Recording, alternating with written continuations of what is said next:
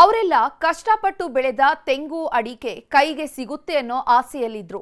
ಮಕ್ಕಳ ಮದುವೆ ಮಾಡಬೇಕು ಅನ್ನೋದರ ಜೊತೆಗೆ ಹತ್ತಾರು ಕನಸು ಕಂಡಿದ್ರು. ಆದರೆ ಕನಸು ನುಚ್ಚು ನೂರಾಗಿದೆ. ತಮ್ಮ ಕಣ್ಣೆದುರೇ ಎಲ್ಲವೂ ಸರ್ವನಾಶವಾಗಿದ್ದು ಕಣ್ಣೀರು ಹಾಕ್ತಿದ್ದಾರೆ.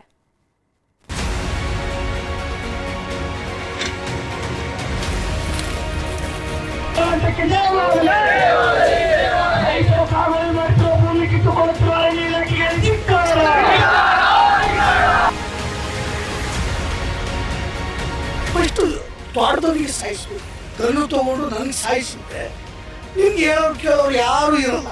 ಅವರ ಭೂಮಿ ಅವ್ರಿಗೆ ಸಿಗೋವರೆಗೂ ನಿರಂತರವಾಗಿ ಅವ್ರ ಜಯ ಸಿಗೋವರೆಗೂ ನಡೀತಾ ಇರ್ತದೆ.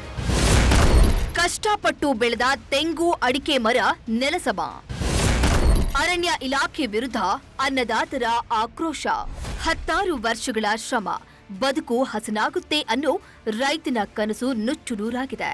ಬುಲ್ಡೋಸರ್ ಘರ್ಜನೆಗೆ ತೆಂಗು ಅಡಿಕೆ ಸರ್ವನಾಶವಾಗಿದೆ. ಕಣ್ಣು ಮುಚ್ಚಿ ತೆರೆಯುವುದರೊಳಗೆ ವರ್ಷಗಳ ಶ್ರಮ ಮಣ್ಣು ಪಾಲಾಗಿದೆ.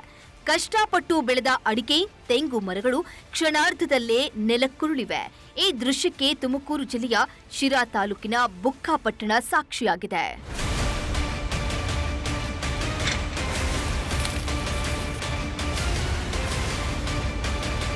ತುಮಕೂರಿನಲ್ಲಿ ಅರಣ್ಯ ಇಲಾಖೆ ಹೆಸರಿನಲ್ಲಿ ಸರ್ಕಾರ ರೈತರನ್ನ ಒಕ್ಕಲೆಬ್ಬಿಸುತ್ತಿದೆ. ರೈತರ ಜಮೀನು ವಶಕ್ಕೆ ಪಡೆದು ಎಲ್ಲವನ್ನೂ ನೆಲಸಮ ಮಾಡ್ತಿದೆ. ಕಷ್ಟಪಟ್ಟು ಬೆಳೆದ ಬೆಳೆ ನೆಲಕ್ಕುರುಳಿದ್ದು ಅನ್ನದಾತರು ಕಣ್ಣೀರು ಹಾಕುವ ಪರಿಸ್ಥಿತಿ ನಿರ್ಮಾಣವಾಗಿದೆ.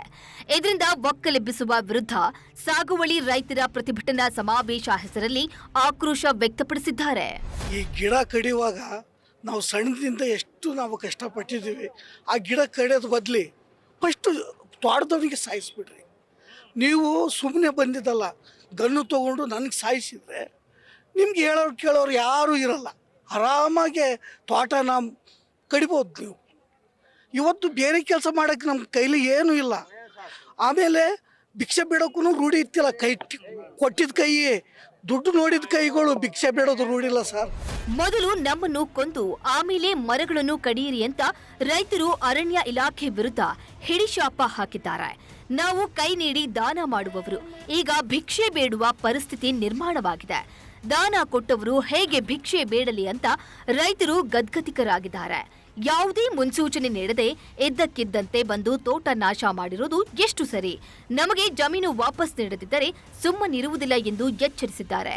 ಈ ಹೋರಾಟ ರೈತರಿಗೆ ಅವರ ಭೂಮಿ ಏನು ಈ ಬುಕ್ಕಾಪಟ್ಟಣ ಅರಣ್ಯ ವಲಯದಲ್ಲಿ ಸುಮಾರು ಒಂದು 3-4 ಎಕರೆ ಆಕ್ರಮಿಸ್ಕೊಳಕ್ಕೆ ಬಂದಿದ್ದಾರೆ. ಅವರ ಭೂಮಿ ಅವ್ರಿಗೆ ಸಿಗೋವರೆಗೂ ಈ ಹೋರಾಟ ನಡೆದಿದೆ. ಇದು ಮೊದಲನೇ ಹಂತ. ಈ ಸಮಾವೇಶ ಇದು ಮೊದಲನೇ ಹಂತ.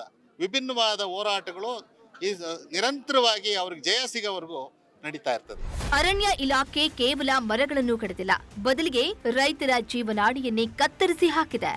ಈಗಲಾದರೂ ಸರ್ಕಾರ ಮತ್ತು ಅರಣ್ಯ ಇಲಾಖೆ ಎಚ್ಚೆತ್ತುಕೊಳ್ಳಬೇಕಿದೆ. ತಕ್ಷಣವೇ ಅರಣ್ಯ ಇಲಾಖೆ ವಶಪಡಿಸಿಕೊಂಡಿರುವ ಜಮೀನನ್ನು ರೈತರಿಗೆ ವಾಪಸ್ ನೀಡಬೇಕು. ರೈತರ ಕಣ್ಣೀರು ಒರೆಸುವ ಕೆಲಸ ಮಾಡಬೇಕಿದೆ. ಬೆಠಲ್ ನ್ಯೂಸ್ 18 ತುಮಕೂರು.